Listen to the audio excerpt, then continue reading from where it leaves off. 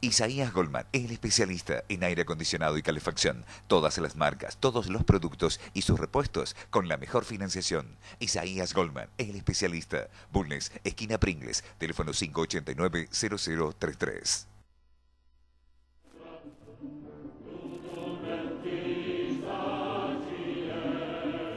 Bienvenidos a Palabra de Honor, el programa que creamos y condujimos con Prudencio Bustos Argañarás durante casi 3 años, y en esta nueva temporada continúo yo solo en formato de media hora.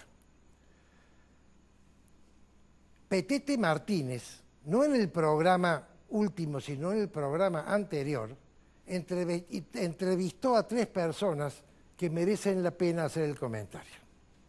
Una fue un ingeniero de vialidad provincial, otra fue una geóloga de la Universidad Nacional y el tercero fue un legislador de la provincia de Córdoba. Este ingeniero, que había sido empleado de vialidad nacional en el periodo donde se hizo el proyecto de la modificación del Camino del Cuadrado y se hizo la obra, fue el primero que habló. Antes de hacer el comentario, quiero explicarle a los televidentes, sobre todo a los televidentes que nos visitan, qué es el Camino del Cuadrado. El Camino del Cuadrado es importantísimo por 2 razones. Primero, comunica la zona norte del Valle de las Sierras Chicas, de los valles de las Sierras Chicas, con la zona norte del importantísimo Valle de Punilla. De manera tal que no es necesario bajar hasta Córdoba para cruzar por la autopista. Es una vía de comunicación fundamental. Pero además, como trepa la Sierra Chica y se tiene toda la visión de la trepada y luego baja al otro valle y tiene la visión maravillosa, entonces se ha convertido en uno de los paseos más interesantes, pintorescos y agradables que tiene la provincia de Córdoba. Es un polo de desarrollo turístico en una provincia donde el turismo es una de las industrias fundamentales. Este ingeniero dijo que los 2 ingenieros que participaron en el tema del Camino de las Altas Cumbres son unos delincuentes que merecen ser llevados presos. Yo no voy a dar nombres porque yo estoy comentando comentarios de terceros. Dijo que el proyecto de la modificación de la trama de la bajada a Punilla, el camino original era Río Ceballos La Falda, se cambió a otro pueblo por presiones de políticos vinculados con el gobernador. Dijo después que esa traza nueva que se había cambiado pasaba por una zona de falla geológica. Dijo después que el material que se usó para hacer la construcción del camino era el material que se sacaba del desmonte y se ponía en el terraplén. En un camino de montaña, si ustedes ven una traza perpendicular a la línea longitudinal, tiene una zona de desmonte que es cuando se horada la roca o se saca la ladera, y una zona de terraplén que es donde se hace un murete y se rellena, y entonces el camino queda horizontal. Uno de los costos más caros de estos caminos es el material de relleno. Dijo este ingeniero que acá se usó como material de relleno el material de desmonte, que técnicamente no era adecuado. Dijo también que todas las construcciones de protección de camino de montaña eran insuficientes y mal proyectadas. Dijo también que el proyecto de la segunda parte, es decir, de la modificación, por instancias del gobernador de aquel momento, que es el anterior gobernador al que está hoy, pero pertenecen al mismo binomio político que ejercita el poder desde hace 5 periodos, es decir, 21 años, dijo que ese proyecto, que lo tenía Vialidad Provincial, fue sacado y se lo entregaron a la empresa constructora, que luego ganó la obra, aclarando además que uno de los dueños de esa empresa era una persona relacionada íntimamente con el gobernador, de su íntimo riñón, perdón, y que además había sido funcionario público en otras épocas. Y dijo también que el interés que tuvo el gobernador de entonces, que es el exgobernador actual, no era un proyecto eficiente y no era una ejecución eficiente, sino que él presionaba permanentemente para que el camino se terminara en los plazos estipulados para poderlo presentar como un logro en la próxima campaña de las elecciones que venían. Por último, aclaró que los precios, que el costo de la obra fue muy superior a los precios pactados, al precio pactado. Luego habló la geóloga de la Universidad Nacional y dijo que el proyecto de la nueva traza no se había hecho con los estudios geológicos correspondientes. Y luego habló el legislador provincial de un partido minoritario y dijo que él con otros 2 legisladores más hicieron varias veces pedidos de informes sobre este tema y que nunca le dieron respuesta a esos pedidos. Estas acusaciones que han hecho estos 2 profesionales y este político son acusaciones muy serias, de tenores muy, muy serios. Yo no sé si son verdad o no son verdad, aunque son coherentes y hay una presunción debido a que estas desviaciones de fondos públicos podrían explicar el pago de unas campañas políticas que hicieron en la época de las elecciones que costaron cifras millonarias. No obstante, no se sabe si son ciertas o no las acusaciones. Lo que sí yo sé es que las acusaciones son tan graves que merecen que haya una explicación luego de que haya un estudio profundo. Y ese estudio profundo se tiene que realizar en 3 áreas. La primera, obviamente, la debería haber pedido el exgobernador. El exgobernador está muy cuestionado con este tema. Y entonces, si él es ajeno a este problema, o si este problema no fue responsabilidad de él, nada mejor que organice una investigación para poder deslindar responsabilidades o explicar qué es lo que pasó, y entonces que su nombre quede limpio. La segunda investigación la tendría que hacer el gobernador actual. ¿Por qué? Porque el gobernador actual es el que administra la obra pública. Y la obra pública posterior a este suceso también tuvo problemas. Recordemos el hotel de Ancenusa.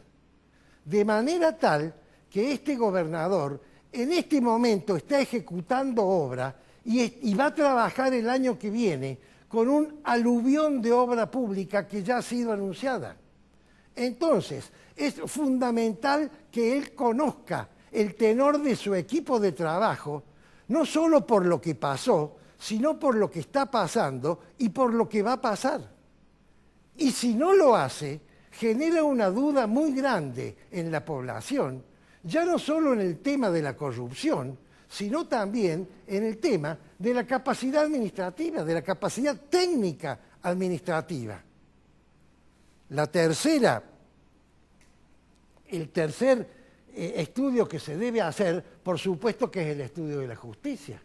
El estudio de la justicia en una provincia con fiscales anticorrupción que nunca han llevado adelante una investigación que contemplaba una denuncia de alguna persona vinculada a la estructura de poder, del poder que los había nombrado a estos fiscales.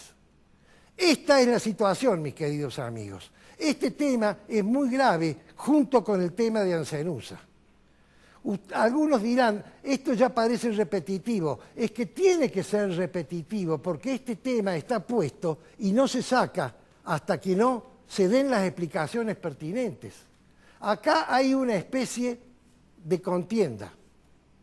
Hay una especie de 2 fuerzas que están actuando. Uno es el aparato estatal. El aparato estatal no va a dar explicaciones, va a decir que ya lo pasó a la justicia, ya lo ha dicho, y va a distraerse en otros temas. Es curioso y es triste pensar que una administración provincial que gasta fortunas en propaganda, acogiéndose al mandato, a la mala interpretación del mandato constitucional de que al pueblo hay que darle explicaciones de lo que se hace, cuando estas propagandas son propagandas personales de él y de su familia, no pueda dedicar fondos a estudiar estos temas que son temas de corrupción y también que son temas de gestión. La otra fuerza que se opone a esta es la opinión pública. La opinión pública a través de la prensa, yo he visto muy poca prensa que se ha dedicado a este problema doble del Cuadrado y de Ancenusa. La Voz del Interior, con mucho detalle, el mencionado programa de PTT Martínez, tanto en radio como en televisión, y otro programa más de un periodista canoso que ha sido legislador y en este momento se me ha ido el nombre, que también ha hablado de este tema. Y no recuerdo, puede ser que haya, puede ser, pero yo no recuerdo que la prensa tenga especial interés en hablar de estos temas. ¿Por qué será? ¿Hay autocensura? ¿No quieren herirse sus susceptibilidades? ¿La pauta publicitaria condiciona lo que se dice? No lo sé. Pero entonces es la opinión pública la que tiene que gestionar a través de la prensa y a través de los otros medios que tiene para que las autoridades estudien este tema y fundamentalmente den las explicaciones. Y si no dan las explicaciones, si se guardan a silencio, entonces cuando empiecen dentro de pocos meses las campañas políticas para las nuevas elecciones, porque tengo entendido que ambos, el actual gobernador y el gobernador anterior, tienen intenciones de continuar en la política. Entonces, cuando hablen de lo que van a hacer a futuro, la opinión pública tendrá que decir, señor, muy bien lo que usted está hablando, pero antes de hablar de eso, quiero hablar de este otro tema. No me interesa hablar de cosas nuevas hasta que no aclaremos este tema. Y entonces todo el mundo va a poder deslindar responsabilidades, descargar responsabilidades, explicar a la gente y quedarse tranquilo en el caso que tenga cómo explicar. Y si no tiene cómo explicar, la opinión pública tiene que procesar de una vez por todas que no tiene sentido seguir votando autoridades que no utilizan las herramientas de gestión y las herramientas de administración para cumplir con su mandato. Es palabra de honor.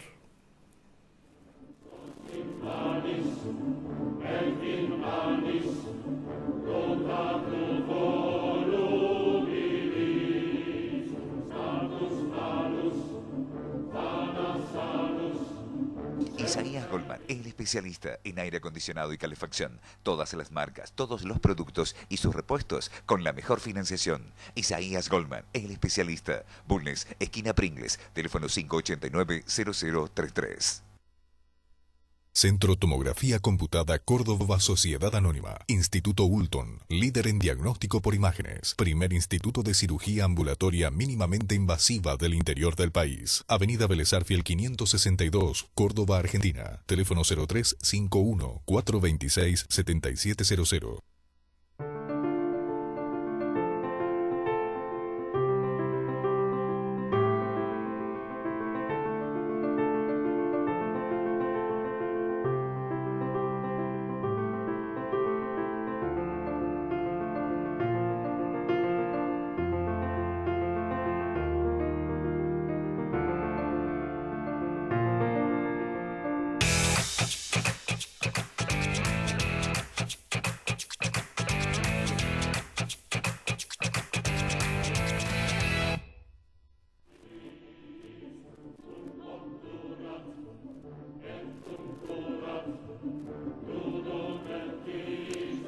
Cara o seca de la historia. Número 3. La conquista y colonización española fue la responsable de la extinción física y cultural de los pueblos originarios, quienes, hasta la llegada del hombre blanco, vivieron pacíficamente durante milenios. ¿Qué significa ser originario? ¿Cuál es el instante inicial que da legitimidad al origen? Los aztecas invadieron y sojuzgaron a los anteriores habitantes de México. Idem los mayas respecto de los olmecas y los incas acerca de los chimúes. Los anavirones doblegaron a los malquesis y estaban arrinconando a los comechingones. Los araucanos conquistaron a pampas y tehuelches. Estos últimos desplazaron al otro lado del estrecho de Magallanes a los zonas, quienes, a su vez, contenían en las playas del canal de Beagle a los yámanas. Porque los aborígenes americanos no conformaron una homogeneidad política, cultural o étnica, y vivían en permanente conflicto por el territorio, los recursos o el poder. Esto fue así desde que el mundo es mundo, y no ocurrió solo en América, sino también en Europa, Asia y África. Los arios invadieron a los hindúes y los mongoles a los chinos. Los persas a los asirios, los griegos a los persas, los romanos a los griegos, los germanos a los romanos, etcétera, etcétera. Y, si se quiere ir hasta el principio, los cromañones sustituyeron a los neandertales y nosotros a los cromañones. Esta es la historia de la humanidad que, ante la confrontación de dos civilizaciones, la menos avanzada siempre salió absolutamente perdidosa ante la superioridad de la otra. El perjuicio injustificable e imperdonable que se cometió contra los americanos precolombinos no es una característica inherente a la dominación española sobre estas razas, sino a la conquista del hombre por el hombre. Y tal fenómeno no concluyó con la emancipación de la madre patria, sino que, lamentablemente, continuó luego bajo los gobiernos patrios, permaneciendo vigente hasta el día de la fecha. Una explicación sencilla con intelecto y memoria. Cara o seca de la historia, de Eduardo Ibáñez Padilla.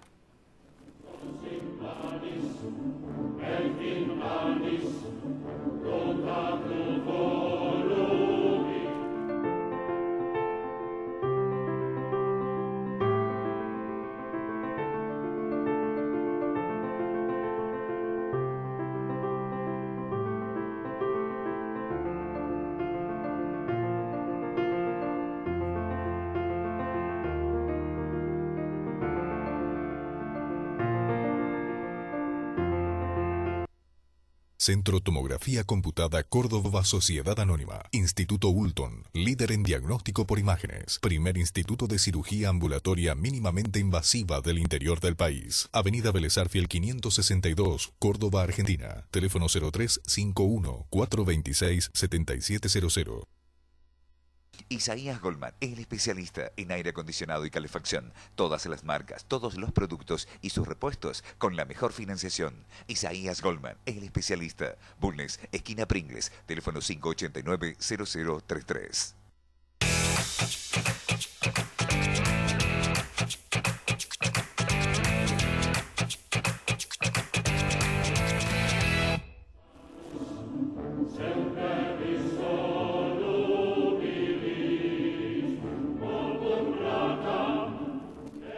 Vamos a inaugurar una nueva modalidad de bloque que equivale a las charlas que yo tenía con Prudencio cuando estaba Prudencio, ahora estoy solo, de manera tal que va a ser unas reflexiones que les voy a hacer a ustedes.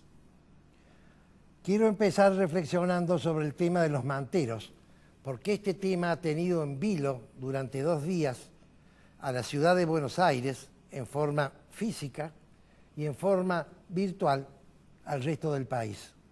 Y es un tema complejo por 2 razones. Todos estos problemas sociales, cuando se desmadran, pueden terminar echando gobiernos. Y si no, pregúntenle a De la Rúa y pregúntenle a Duhalde. Pero además tiene la complejidad de lo que muestra la televisión acongoja al televidente porque ve gente, sobre todo mujeres, desesperadas, tiradas en el suelo, durmiendo toda la noche para defender el derecho a trabajar. Por tal motivo es muy importante que analicemos el tema este de los manteros. Pero a mí me da la impresión que el fenómeno mantero es un fenómeno que está inserto en un fenómeno más importante, que es el fenómeno del derecho que tienen los distintos individuos de una comunidad de hacer uso de los espacios públicos. Y ese fenómeno, a su vez, está insertado en otro fenómeno más grande y más importante que se puede explicar con una pregunta. ¿Hay que cumplir siempre con la ley o se puede dejar de cumplir con la ley en algunos casos para favorecer a los más necesitados? Esa pregunta, en definitiva, es la antigua pregunta de si el fin justifica los medios. En nuestra sociedad, desde el año 1930 en adelante, la mayoría de la sociedad ha creído que sí, que el fin justifica los medios y ha obrado en consecuencia. Yo, que ya peino canas, y no pocas, he llegado a la conclusión, hace muchos años, pero antes no pensaba así, que la ley debe ser cumplida siempre a rajatabla, porque la ley es el elemento que amalgama a la sociedad, y si la ley se puede aplicar a veces sí y a veces no, entonces empieza la discrecionalidad de una persona que tiene el poder de decidir cuándo sí y cuándo no. Analicemos qué son los manteros, porque hay distintos tipos de manteros. La gente cree que los manteros están muy vinculados con los artesanos, y puede ser que haya manteros artesanos. El artesano es la persona que fabrica él la mercadería que vende, entonces pone la manta, pone la mercadería fabricada por él y la vende mientras sigue fabricando. Esa persona está en competencia desleal, aunque sea un artista, que ya la voy a explicar después. Pero quiero pasar a la segunda categoría. La segunda categoría de manteros son aquellos individuos que venden productos, que venden mercaderías, que no son fabricadas por ellos, sino que son compradas y son fabricadas por terceros. ¿Qué significa eso? Que esa mercadería generalmente viene de contrabando, que esa mercadería generalmente es robada o que esa mercadería generalmente es trucha, es decir, es falsificada, falsifican firmas. Por otro lado, estos manteros que están ejerciendo su comercio al lado de un comercio inscripto ilegal, tienen una competencia desleal, porque el comerciante legal primero paga un alquiler, después paga sueldos blancos a sus empleados y después, y lo más importante, paga los impuestos que sostienen al Estado, y con esos fondos pueden luego los funcionarios del Estado ayudar a las personas que no pueden competir. De manera tal que los únicos que aportan riqueza económica al Estado son estas personas, comerciantes legales, que se les hace competencia ilegal con estos manteros que venden estas mercaderías que no se ajustan a las normas. Pero el tema es mucho más grave, porque lo que se ha descubierto estos días es que la mayoría de los manteros, más del 60%, no son propietarios de su negocio, simplemente son empleados que trabajan, por tanto, que trabajan a comisión.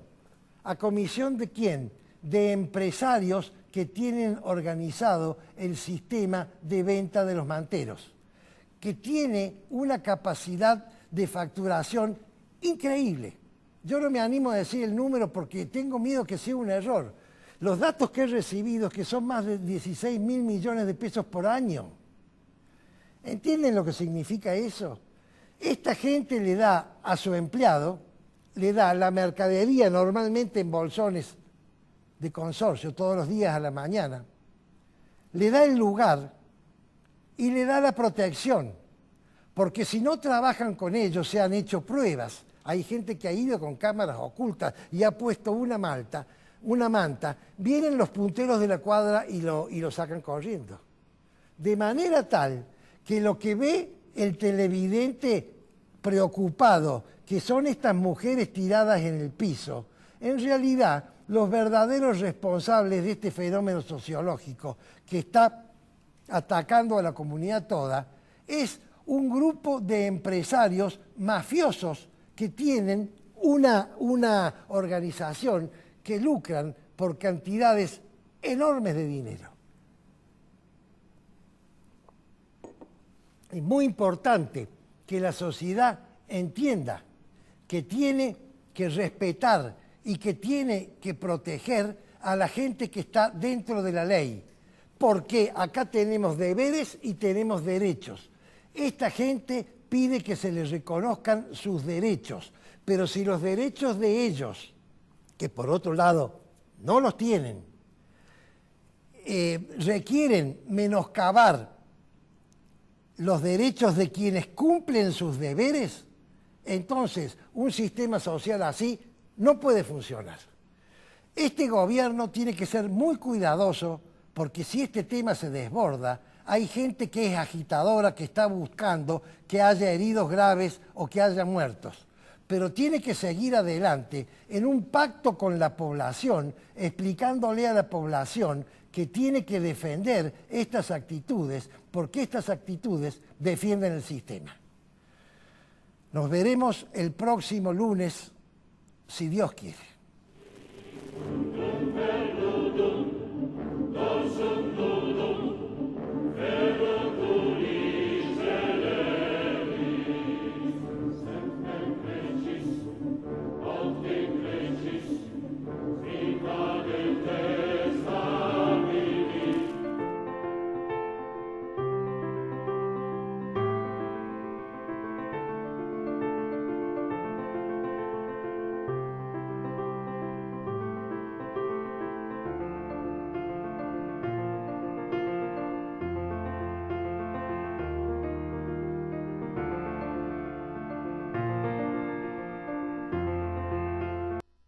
Isaías Goldman, el especialista en aire acondicionado y calefacción. Todas las marcas, todos los productos y sus repuestos con la mejor financiación. Isaías Goldman, el especialista. Bulnes, esquina Pringles, teléfono 589-0033.